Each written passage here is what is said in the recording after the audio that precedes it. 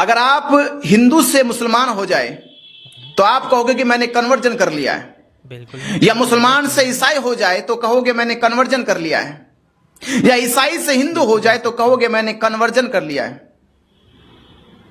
कैसे कन्वर्जन हो गया, कैसे परिवर्तन हो गया, कैसे तुम्हारे मूल तत्व बदल गए, कैसे तुम्हारे अस्तित्व में परिवर्तन हो गया। आप हिंदू थे तो ईश्वर की उपासना करते थे, पूजा करते थे, उसके गुणगान गाते थे, उसकी प्रार्थनाएं करते थे, उससे विनती करते थे, उसकी सुबह शाम आरती उतारते थे। वो नाराज हो जाए तो उसको मनाने के लिए तुम बहुत सारे जतन करते थे, घी पूड़ी चढ़ाते थे उसको, देसी घी के चिराग जलाते थे, उसको आरती उतारते थे उसकी। बहुत सारे तुमन ताम झाम में लगे रहते थे कि तुम्हारा ईश्वर तुमसे खुश हो जाए। एक दिन तुम्हारा मन बदल गया, या तुम्हें किसी ने प्रभावित कर लिया, प्रेरित कर दिया कि छोड़ो ये ताम झाम, मुस्लिम बन जाओ, इस्लाम ग्रहण स्वीकार कर लो, क्योंकि मूर्ति पूजा नहीं है। इतना तो समझाया तुम्हें कि मूर्ति पूजा नहीं है, यहां तुम मूर्ति पूजोगे, वहां बिन मूर्ति के वो सब करना पड़ेगा जो यहां कर रहे हो। तो मुस्लिम हो गए और कहने लगे हमने कन्वर्जन कर लिया, परिवर्तन कर लिया, कहीं का खाक परिवर्तन कर लिया। बेहोशी में चल पड़े और कह रहे कि मैं जग गया हूं। चले भी तो बेहोशी में, इस्लाम में चले गए। अब अल्लाह को खुश करो, अब अल्लाह की नमाजें पढ़ो, अब अल्लाह की इबादतें करो, अब अल्लाह के रोजे रखो, अब अल्लाह का सजदा करो, अब अल्लाह का गुणगान गाओ, अब अल्लाह को ही संसार का मालिक मान बैठो। अल्लाह को खुश करने में तुम पूरी जीवन लगा दोगे। अल्लाह के नाम से तुम जीवन शुरू करो। जगो तो अल्लाह, सो तो अल्लाह, खाओ तो अल्लाह, चलो तो अल्लाह। तुम्हारी जुबान में, तुम्हारे जीवन में अल्लाह मात्र के अतिरिक्त कुछ रह ही नहीं पाया। अब पहले ईश्वर के गुलाम बने, अब अल्लाह के गुलाम बने। पहले ईश्वर को खुश कर रहे थे, अब अल्लाह को खुश करने में लगे हो और कह रहे कन्वर्जन कर लिया। ये तुम्हारा परिवर्तन नहीं है, ये परिवर्तन तो मस्जिद और मंदिर का हुआ, ये परिवर्तन तो अल्लाह और ईश्वर का हुआ। तुम्हारा कैसा कन्वर्जन? तुम तो कल भी गुलाम थे, आज भी गुलाम हो। कल तुम हिंदुओं के गुलाम थे, कल तुम ईश्वर के गुलाम थे, कल तुम ईश्वर की पूजा मंत्रों के गुलाम थे, आज तुम अल्लाह और मस्जिद के गुलाम हो, आज तुम कुरान के गुलाम हो, आज तुम कुरान की आयतों के गुलाम हो। ये कन्वर्जन नहीं है, ये तो स्वार्थ है, ये तो अंधापन है। आपने जो सवाल किया था वो ये था कि हर मजहब में कोई ना कोई सुप्रीम पावर का कॉन्सेप्ट है, तो फिर ये कैसे मान लिया जाए कि इस्लाम ही सही है। अच्छा, मैंने आपसे पूछा था कि आप किस मजहब में हैं, तो आपने कहा मैं हिंदू था, या हिंदुइज्म छोड़ दिया आपने, क्या मतलब आप क्या कहना चाह रहे थे? हाँ जी, मैं एक हिंदू ही हूँ, मतलब हिंदू रिलीजन की जो फिलॉसफी वगैरह वो सब है, वो सब मैं छोड़ चुका हूँ। फिलहाल जो मैं है वो मेरा जो अट्रैक्शन है वो बुद्धिज्म की तरफ ज्यादा है, क्योंकि वहां पे कोई गॉड की कोई कॉन्सेप्ट नहीं है। नहीं, मैं समझता हूँ कि आपका जो अट्रैक्शन है बुद्धिज्म की तरफ, वो इसलिए कि अंबेडकर साहब का अट्रैक्शन उधर था ना? नहीं, ऐसा नहीं है, ऐसा नहीं ऐसा नहीं है, अच्छा। क्योंकि उसके अंदर जो है ना कोई सुप्रीम पावर की कॉन्सेप्ट नहीं है। अच्छा, तो अब अगर बात यह है कि उसमें सुप्रीम पावर की कॉन्सेप्ट नहीं है, तो फिर किसी रिलीजन में जाना ही क्यों? आप बस एथीस्ट बने रहे, मतलब क्यों आपको बुद्धिज्म में जाना है? यानी असल मसला फिर सुप्रीम पावर हुआ ना कि कोई रिलीजन। बिल्कुल बिल्कुल।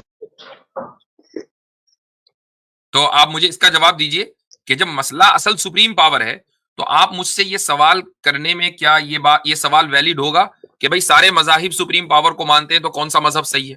आपको तो सुप्रीम पावर से मसला है ना, मजहब से मसला नहीं है। हाँ जी, बिल्कुल सही कह रहे हैं आप। तो आपको बात यह करनी चाहिए कि क्या सुप्रीम पावर है, नहीं है तो इस पर बात हो, अगर मसला उससे जी, है। इसी पे लेकिन अगर आपने इस चीज को एक्नॉलेज कर लिया कि जी सुप्रीम पावर है, तो जैसे ही आप इसको एक्नॉलेज करेंगे तो बुद्धिज्म को तो आप साइड में लगा दीजिए, आप खुद ही कह रहे हैं कि उसमें सुप्रीम पावर का कॉन्सेप्ट नहीं है। एकदम साइड में लगा दीजिए, अब वो आपके लिए सूटेबल नहीं है। अब आपके सामने चंद ऑप्शन रह गए, आपको उसको एक्सप्लोर करना है। जी तो अगर आप इस तरह सोच रहे हैं तो ठीक है, हम आगे बढ़ें। लेकिन अगर आप इस तरह नहीं जी सोच जी रहे, आप ये कह रहे कि नहीं जी, मैं तो सुप्रीम पावर से ही मसला है मुझे, मैं तो बुद्धिज्म में जाऊंगा, तो फिर मैं इस्लाम या हिंदुइज्म या क्रिश्चियनिटी पर बात करके क्या करूं? नहीं सर, मेरा जो वो था, मेरा जो इश्यू था वो था सुप्रीम पावर के ऊपर ही, क्योंकि हर एक रिलीजन ने अपने अपने नए नाम दे रखे हैं, बाकी चीज एक ही है। आप समझ रहे ठीक हैं? है, आप सुप्रीम पावर को तस्लीम कर रहे हैं या नहीं कर रहे हैं, ये मेरा क्वेश्चन है। नहीं सर, मैं इसको मतलब एक्नॉलेज नहीं करता कि दुनिया में कोई भी सुप्रीम पावर होती है, क्योंकि अगर ओके, होती तो किसी न किसी रिलीजन को मिल चुकी होती अब तक। तो आप तो खुद ही कह रहे हैं, तो कॉन्ट्रडिक्शन हो गया। एक तरफ आप ये कह रहे हैं कि हर मजहब में सुप्रीम पावर है, नाम अलग अलग हैं, तो इसका मतलब ये कि सब मजहब वालों को मिल गई सुप्रीम पावर, यानी सुप्रीम पावर का की तरफ हिदायत। आपके एतबार से, हमारे एतबार से नहीं, आपके एतबार से सारे मजहब वाले कि सुप्रीम पावर को मानते हैं, नाम अलग अलग है, तो सब एक ही जात को मान रहे हैं ना, हम्म। तो मिल तो गई। जी, और इसीलिए लोगों में आपसी वो बढ़ता है, मतलब क्या बोलते हैं, एनमिटी बढ़ती है कि नहीं नहीं, मेरा मेरा जो ईश्वर है वो आपके ईश्वर से बेहतर है। इसमें फिर नहीं भावना देखें, बेहतर की आ नहीं नहीं जाती नहीं, है, किसका अच्छा है। ये नहीं, ये चीज जो है ना, ये आपने जो बात कही है, ये एक बहुत ही आम और सतही लेवल की है। अगर आप थियोलॉजी को नहीं समझेंगे तो फिर इस तरह की बात करेंगे। मैं उसकी मुख्तसर वजाहत करूंगा, फिर मैं, अगर आमिर भाई को कुछ ऐड करना होगा तो जरूर करें। बात देखें, ये है कि सुप्रीम बीइंग के ऊपर तमाम मजाहिब बिलीव करते हैं। जुडिज्म हो, क्रिश्चियनिटी हो, इस्लाम हो, इन तीनों को क्लब करके अब्राहमिक रिलीजन कह दिया जाता है, या यहां तक कि हिंदुइज्म हो और वगैरह वगैरह, ये सब जो है सुप्रीम बीइंग के कॉन्सेप्ट के ऊपर बिलीव करते हैं। होता यहां पर यह है कि देखना यह कि किसके यहां ये कॉन्सेप्ट प्योरेस्ट फॉर्म में पाया जाता है। नाम आप कुछ भी कह लें, आप उसको ईश्वर कह लें, परमेश्वर कह लें, गॉड कह लें, अल्लाह कह लें, लेकिन वो नाम दे कि जो उसके शाया निशान हो, बिफिटिंग टू हिज मैजेस्टी, तो ये आप नाम देंगे तो चलेगा, वरना कोई भी आप ऐसा नहीं कि जॉन पॉल आप उसको कह दें। तो अब जो जिस मजहब में ये कॉन्सेप्ट अपनी प्योरेस्ट फॉर्म में पाया जाएगा, वही मजहब सही होगा।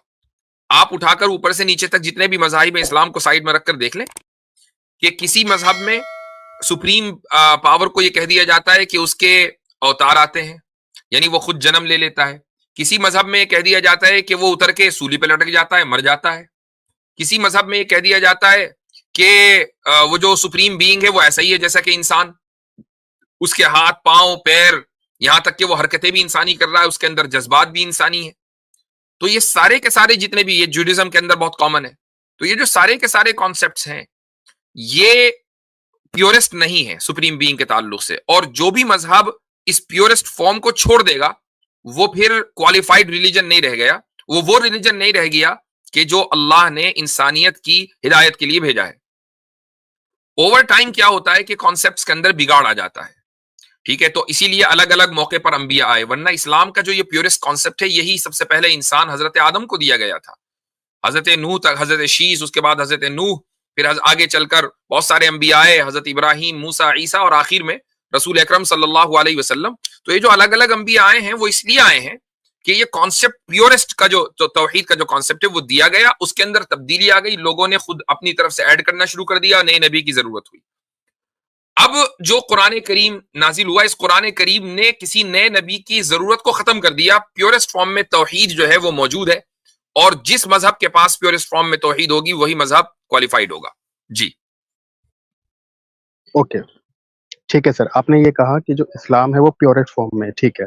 लेकिन सर, अगर इस्लाम प्योरेस्ट फॉर्म में है, तो क्या इस्लाम पे सवाल उठाया जा सकता है?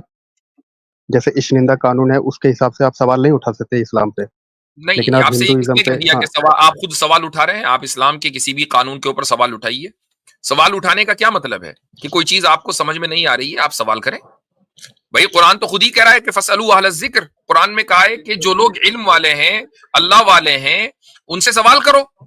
तो कुरान तो खुद सवाल उठाने की बात कर रहा है। कुरान खुद ये कह रहा है लअल्लहुम यतफक्करून लअल्लहुम याकिलून, जगह जगह कि भाई अपनी अकल इस्तेमाल करो। पता नहीं क्यों गौर फिक्र नहीं करते। ये जो लअल्लहुम यंजुरून लअल्लहुम यतफक्करून, इसका मतलब क्या है कि भाई ये क्यों नहीं गौर फिक्र कर रहे हैं? आखिर क्या वजह है कि खुदा कह रहा है कि मैंने तुम्हें अकल दी, तुम अकल क्यों नहीं इस्तेमाल करते? बिल्कुल, और ये बात तो ज़ाहिर है कि जो कोई भी ज़्यादा से ज़्यादा स्टडी करेगा और डीप तक जाने की कोशिश करेगा, उन्हें आखिर में सच्चा रास्ता सिर्फ एक ही मिल जाएगा, जो है दीन इस्लाम, जिसके हज़ारों मिसाल हम आए दिन देखते रहते हैं कि कितने बड़े बड़े रिसर्चर, साइंटिस्ट लोग आज इस्लाम में दाखिल हो रहे हैं। कुछ लोग तो ऐसे भी हैं जो इस्लाम के ख़िलाफ़ बोलने के लिए स्टडी करने में लग जाता है और बाद में वो खुद ही मुसलमान बन जाता है।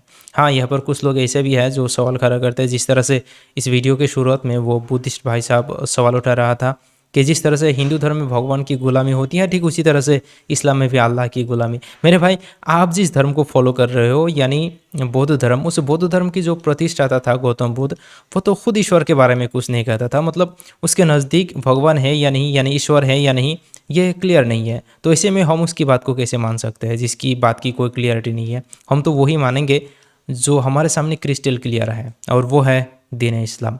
वो भाई साहब और भी कई सारे सवाल उठाता है, यानी बातें करता है, जिसकी जवाब तो मुफ्ती साहब की इस वीडियो में ज़बरदस्त तरीके से मिल ही गया हमें। तो वीडियो कैसा लगा मेरे भाई, कमेंट में लिखना मत भूलिएगा। आज की इस वीडियो में इतना ही। अस्सलाम वालेकुम।